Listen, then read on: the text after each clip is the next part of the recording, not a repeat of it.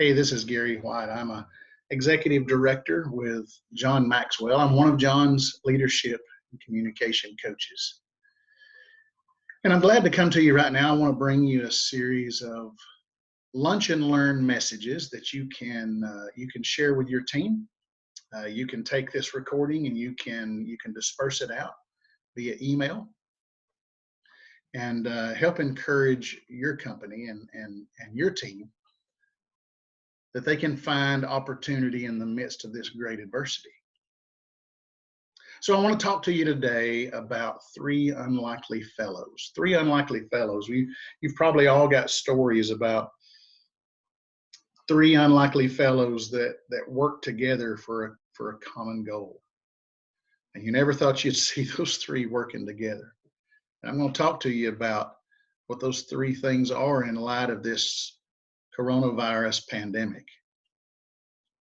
You know, when you think about three unlikely fellows, I'm reminded of a time when there was another global crisis, World War II.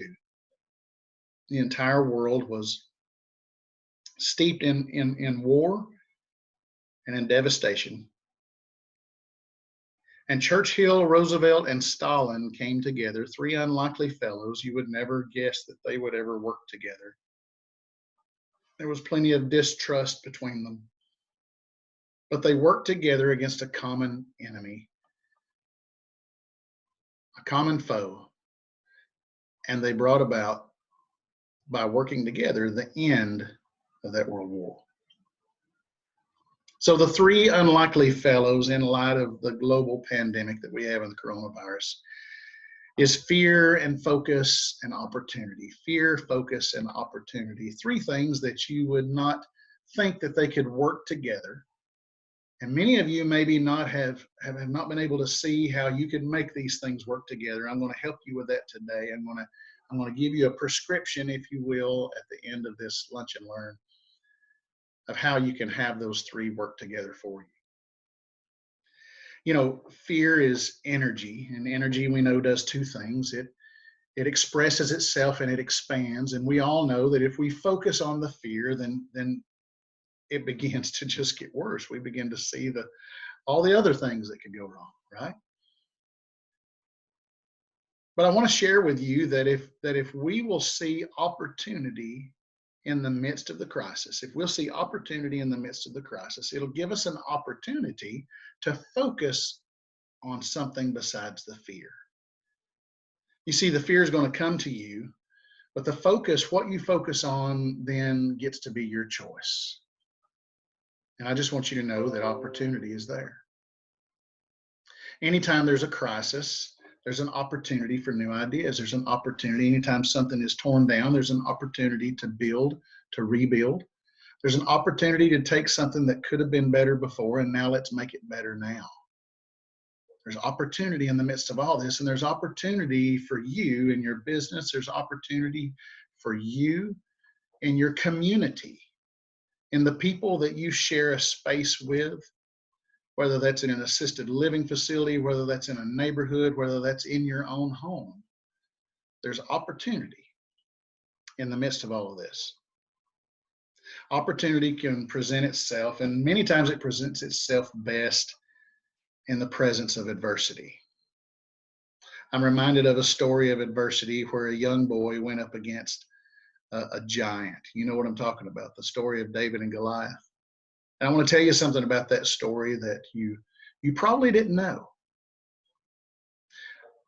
But the Philistines, that's the army that the Goliath belonged to. And then there was Israel, and David belonged over there.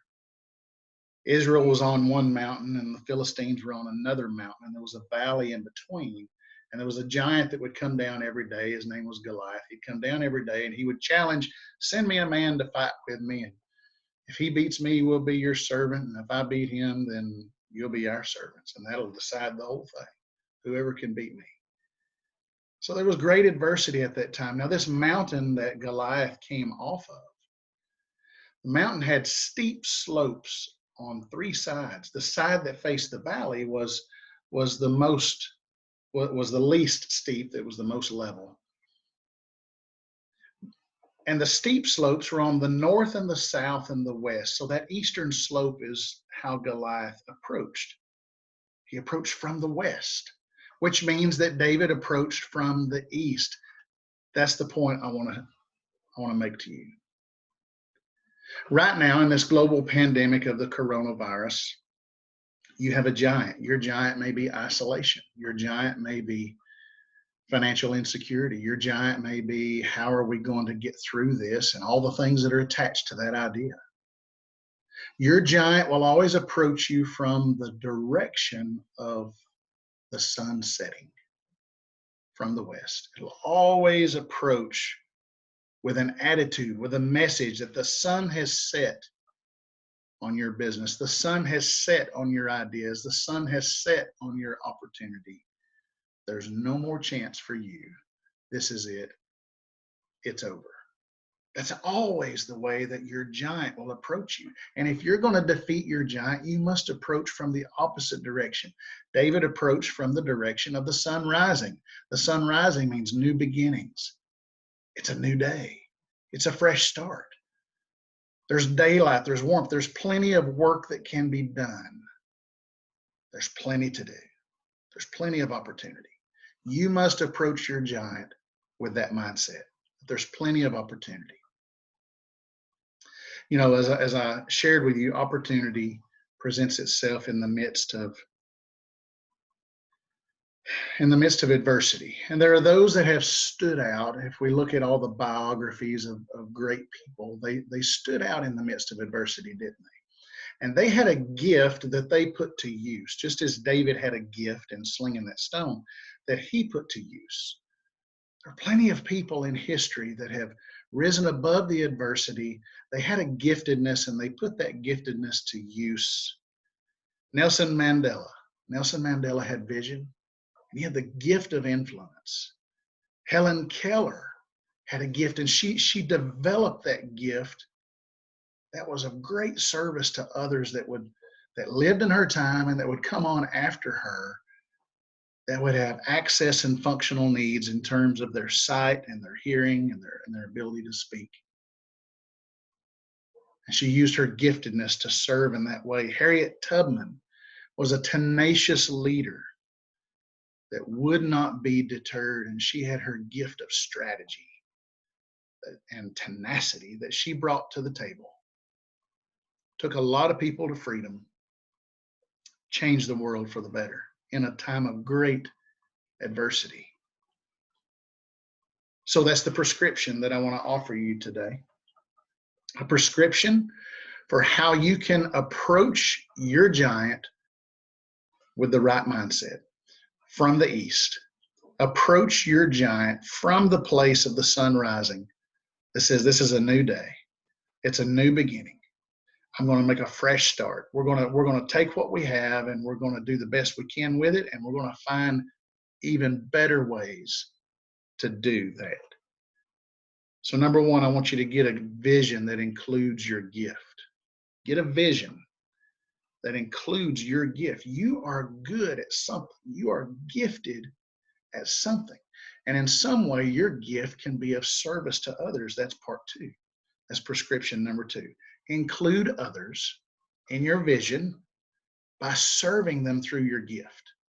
In what way? What is it that you can bring to the table that's going to help your family, that's going to help your community, that's going to help your company? What can you bring to the table that's going to help take them forward through your giftedness? And then number three, just like Harriet Tubman showed us, I want you to stir up your tenacity.